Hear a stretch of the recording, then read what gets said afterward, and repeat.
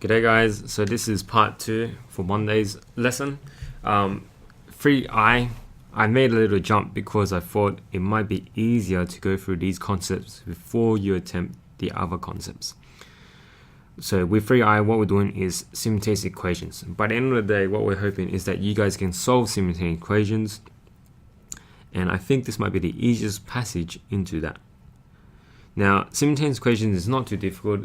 The concept is just a little bit hard to figure out.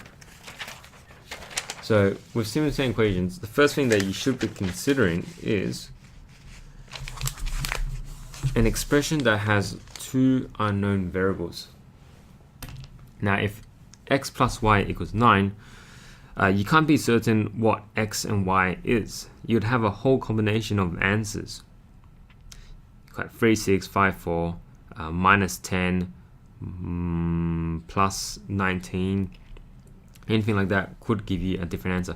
But if something is given, if someone tells you that, well, y is going to be 5, then you can put that y value and then try and figure out what x is. If y has to be 5, then the x has to be 4.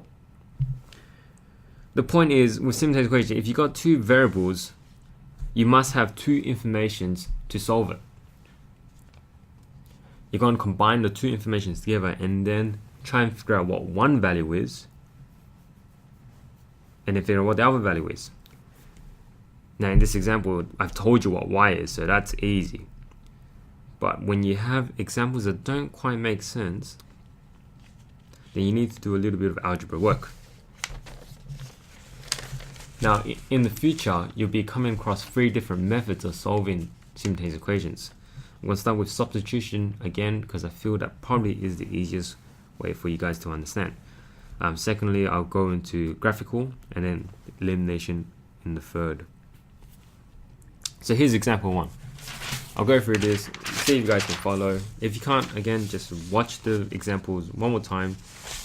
There's a few to come along, so hopefully you guys can work it out. Come Monday, you can ask me your questions and answer your questions as well. This is from textbooks again. Y equals to 2x minus 11, and then we have x plus y equals 19. So you're going to have to think of the steps.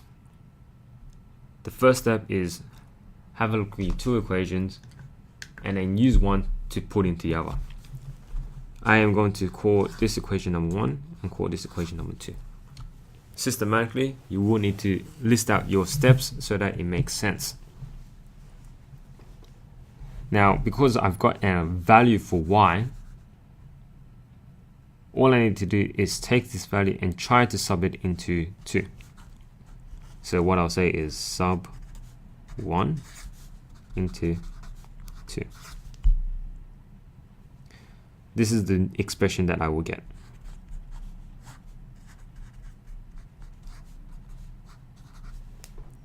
Now the good thing about this is that I've removed the y and I'm only left with x's. There is simplification to be done. 3x minus 11 equals 19. Now I'm going to solve it. I'm going to move the 11 across. That's going to be plus 11. So that's going to be 30. And now x equals 10. So the great thing about this is I've removed the y out of the equation and I've solved for x. Now I know what x is. If I know what x is, then I know what y is. I'm going to take this value and use equation 2.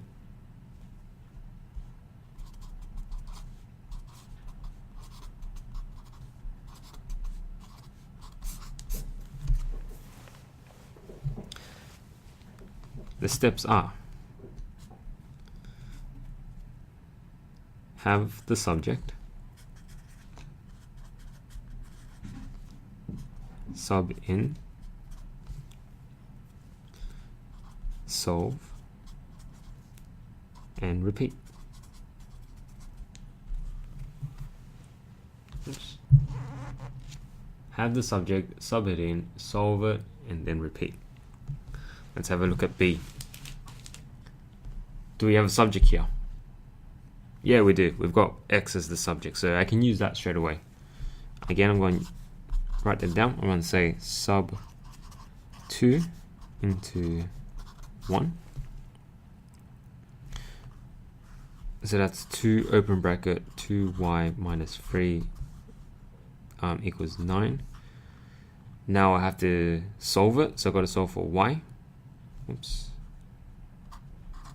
Yeah, we've got to solve for y now. Expand the brackets first.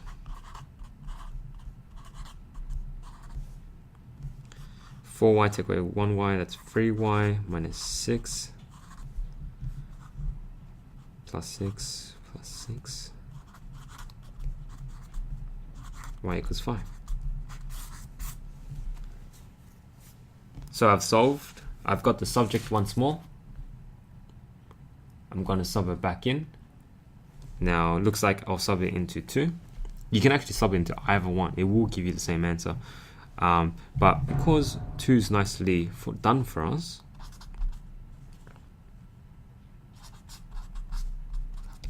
where x is the subject already, then I can solve it straight away. So that's going to be 10 take away 3, 7. So I've got 2 answers because I have 2 equations.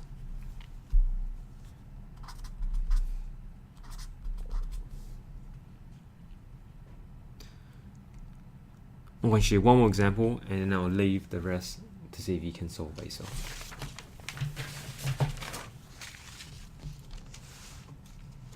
So here's example 3. Now example 3, what you notice is that there is no subject. You can't see what the subject is.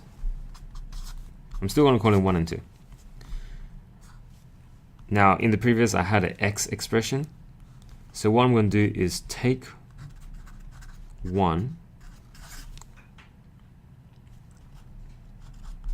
and rearrange it, making x the subject. I'm going to call this 3. It's very important that you do this because you need to be able to substitute the expression into the other. Now, when I do substitute, we do need to substitute 3 into equation 2. You can't put it back into 1 because you're essentially undoing what you just did. You have to put it into a new equation. So now that I've chosen the correct equation, it looks just like how we had before. We can expand, simplify, and then solve for y.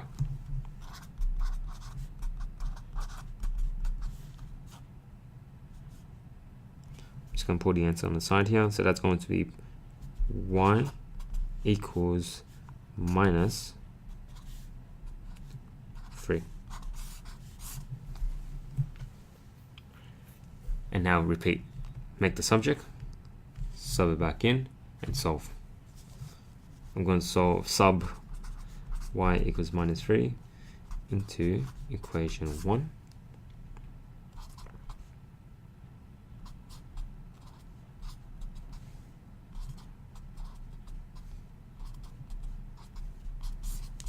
And there are my 2 answers. It is a little bit difficult at first, and you will need a little bit of practice to do these kinds of questions. But again, follow the example, see how you go, answer some of the questions below, and then come on Monday, you can answer the questions by yourself.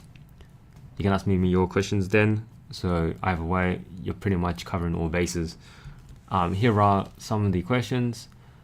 You will find that some of these questions are easier than other. Here we've got y as the subject, so that's nice and easy. I can put that straight into the equation. Here you've got both y's, so they're both the subject. What you'll notice is it will turn out in this form, and you'll have to rearrange it to solve for x. Lastly, for I, you're going to have to make y the subject, so you can choose either one, and then sub it back in, and then work it off. Alright, Give that a go. Come Monday, you can answer your questions.